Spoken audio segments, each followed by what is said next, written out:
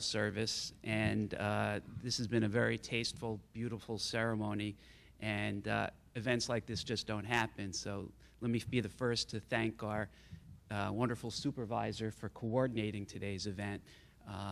It's a badly needed thing, and only Cortland's supervisor could do such a wonderful job. Thank you, Linda.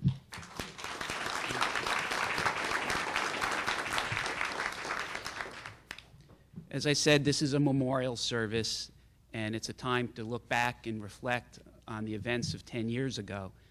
In the words of one of my heroes, Abraham Lincoln, when he spoke at Gettysburg after the bloodiest battle of the Civil War, he said that it was only appropriate that we take the time, and I'm paraphrasing, to respect and honor those, and gave his great Gettysburg address. In all religions, we honor the dead by having a memorial service or a funeral. But in all religions, we also think about them in the good times. And in fact, at weddings, we always tell our bride and groom to wear something borrowed and something blue so that we can reflect back on the bad times, the sad times, as much as we enjoy the good times. What makes, I think, spring so special in the Hudson Valley is that it follows the awful, snowy, sleety, cold winter. It makes the air so much sweeter. What makes our freedom so special is that we pay such a high price for it. And those who died on 9/11 and our bitter memories of that day make the freedoms that we enjoy going forward that much sweeter. When I think back on my memories of 9/11, I was up here, I was down in the city, I saw it all on television. The most memorable photograph for me is that of the flag being raised by our firemen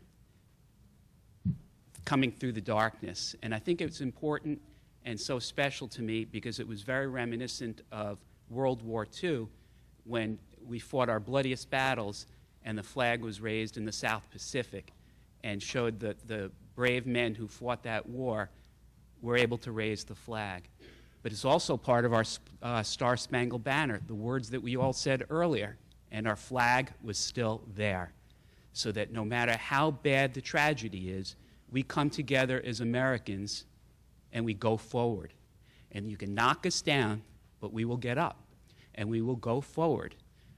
I'm by nature an optimist. I think that America's best days are ahead of us. And as I look back today, it's a special day of sadness. But in that optimism, I know that America will be a better place. With no disrespect to the World War II generation, I don't think America's greatest generation has been born yet.